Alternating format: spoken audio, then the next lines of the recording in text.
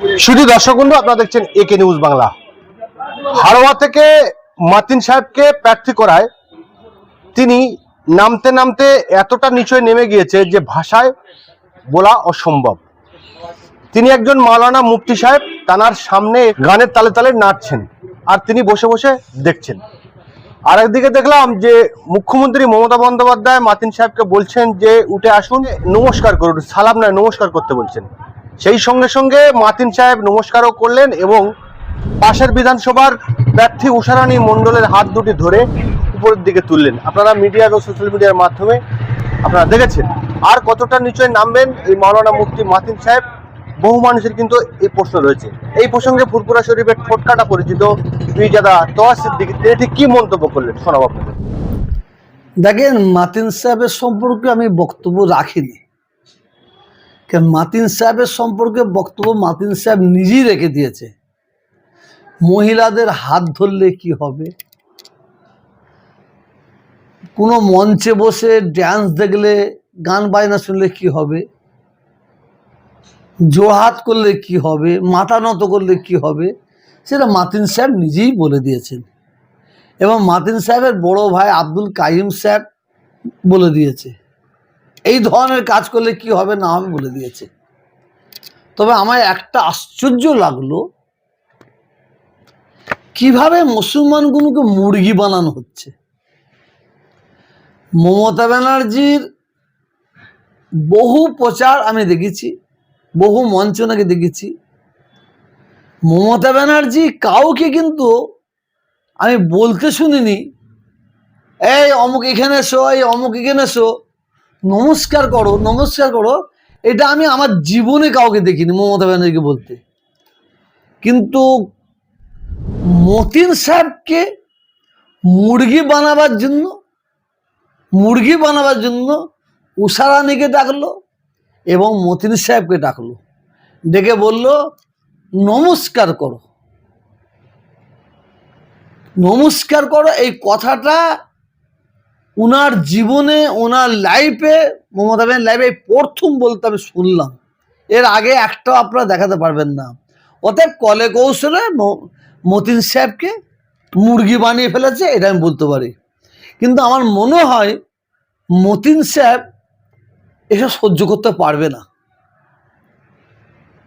ওনাকে যেভাবে ব্যবহার করা হবে উনি সেই ব্যবহার না হয়ে উনি আমার মনে হয় পিছিয়ে আসবে বলে আমার মনে হয়, এটাও মনে হয়। যে আপনি বলছেন সহ্য করতে পারবেন না, তার সামনে তিনি আলেম মানুষ, তার সামনে নাচ গান হচ্ছে, তাকে নমস্কার করতে বলছে, নমস্কার করছে, তাকে একজন উষারানীর হাত ধরে তিনি হাত উপর দিয়ে, এর থেকে অপমান আর কি হতে। দেখেন, উনি একটা শিক্ষিত মানুষ, তো ওনাকে ওনার বিবেকে শুধু আঘাত করবে, শুধু বিবেকে আঘাত করবে, বিবেকে আঘাত করতে করতে করতে করতে আমার মনে হয় উনি ব্যাক করবেন। আমার মনে হয় এ সহ্য করতে পারবে না। কেন, উনি একটা আলেম মানুষ, এটা অস্বীকার করা যাবে না, আলেম মানুষ। তো একটা মহিলার হাত ধরলে কি হয়, গান বাজনার মঞ্চে বসলে কি হয়, জোড়হাত করে মাথা নত করে জোড়হাত করলে কি হয়, ইসলাম সম্পর্কে জ্ঞান আছে তো। আমি ওনার সম্পর্কে বক্তব্য রাখতে চাই না, শুধু আমি বলবো একটা কথা, ওনার এইসব কাজগুলো করলে কি হয় না হয় এর আগে উনি বক্তব্যের মাধ্যমে বলে দিয়েছে, ওনার বড় ভাই বলে দিয়েছে। এরপর আমার কোনো মন্তব্য নেই। তবে কলে কৌশলে মোদিন সাহেবকে মুরগি বানিয়ে ফেলেছে, আরও মুরগি বানাবে। কতটা সহ্য করতে পারবে সেটা ওনার ব্যাপার। এই যে মাতিন সাহেব বেশ কয়েক বছর আগে যখন আপনার ভাইপো আব্বাস এবং নওশাদ সিদ্দিকী যখন দল তৈরি করে তখন বলেছিল খোঁজা, নাম না করে বলেছিল। আর এখন মতিন সাহেবকে সেই সাধারণ মানুষ পশ্চিমবাংলার নাম ধরে ধরে ওনাকে ফজা বলছে। তখন মতিন সাহেব একা বলেছে, এখন বাংলার মানুষ মতিন সাহেবকে বলছে। তখন মতিন সাহেব ফজা বলেছে নাম ধারণ ধরে একজনকে, এখন বাংলার মানুষ তাঁকে বলছে। ইট মারলে পাটকেল খেতে হবে, এতে তো কোনো মানে এর কোনো তো ভুল নেই। কাসেম সিদ্দিকের উদ্দেশ্যে কি বলুন? উনি এখন মাননীয় একটা প্রেমে হাবুডুবু খাচ্ছে। ওয়েট করুন, ওর বিষয়ে ওয়েট করতে হবে। মানে ওর সম্পর্কে আমি যা বলার বলেছি, ওর সম্পর্কে আমি আর বলতে রাজি নাই। তবে আমডাঙ্গার মানুষ যারা ওর পিছে ঘুরছে, ওর পাশে ঘুরছে, ওকে ব্ল্যাকমেল করার জন্য ঘুরছে, এটা আমি বলতে পারি। বুঝলেন, একটা কোশ্চেন করবো যে তিনি বলছেন যে আমডাঙ্গার উন্নয়নের জন্য আমার মা মমতা বন্দ্যোপাধ্যায় ছেলে হয়ে কি এটা চাই না, আমি চেয়ে আনবো আমডাঙ্গার উন্নয়নের জন্য, কি বলবেন? যে নিজের মাকে মা বলে স্বীকার করতে পারবে না, সে অন্য মাকে মা বলে স্বীকার করবে কি করে? আমি এর সম্পর্কে বক্তব্য রাখতে চাই না। ওর সম্পর্কে আমি বলে দিচ্ছি, আমডাঙ্গার মানুষ ঘাসে মুখ দিয়ে চলে না, আমডাঙ্গার মানুষ ঘাসে মুখ দিয়ে চলে না।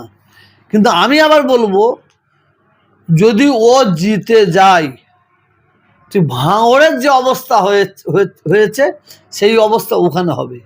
ওকে সামনে রেখে ওখানে কিছু অরাজকতা করবে। যেদিন রফিক সাহেব আর ও একটা মিটিং করছিল, তারপরে মারামারি হলো, ওখানে কয়েকটা কালপিট ছিল, তারা আগে থেকে প্ল্যান করে এই ঘটনাটা ঘটিয়ে দিয়ে তারা সরে গেছে।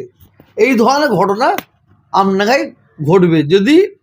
যদি আমডাঙ্গায় জিতে যায়, 100% শিওর রাখবেন, ওই আমডাঙ্গায় ওই ভাঙড় আর ক্যানিংয়ের অবস্থা হবে। তো আশা করি আমডাঙ্গার মানুষ শিক্ষিত মানুষ, জ্ঞানী মানুষ, ওরা ওই কাঁচালে পা দেবে না। 26শে বিধানসভায় কোন দল ক্ষমতায় আসতে পারেন বলে আপনার ধারণা? দেখেন, 26শে বিধানসভায় কোন দল ক্ষমতায় আসতে পারে এই প্রশ্ন করছেন। আমি মুসলমান ঘরে জন্ম নিয়েছি, আমি এই কথাটা আপনাকে বলতে পারবো না, তবে একটা কথা বলতে পারি, একটা মুসলমান ঘরে জন্ম নিয়ে যে কথা বলা আমাদের চলে সেটাই বলতে পারি। আকাশে মেঘ উঠলে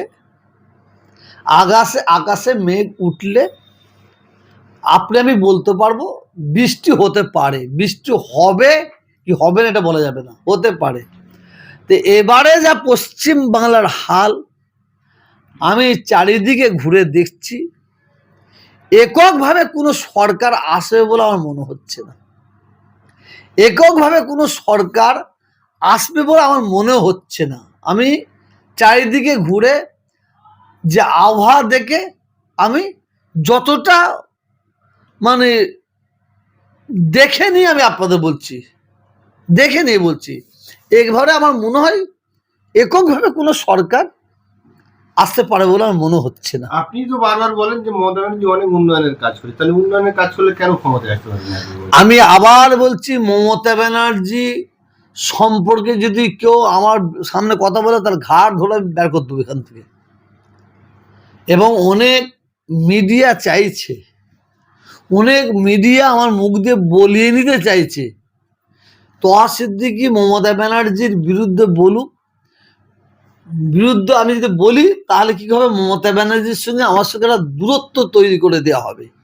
এবার আমাদের মধ্যে লড়াই লাগাবার একটা চক্রান্ত চালানো সুবিধা হয়ে যাবে। আমি আবার বলছি, মমতা ব্যানার্জি তানার যে প্রচেষ্টা, তানার যে লড়াই, এই লড়াইয়ের কোনো তুলনা নাই। উনি লড়াই করে করে করে আজকে এই জায়গায় পৌঁছেছে।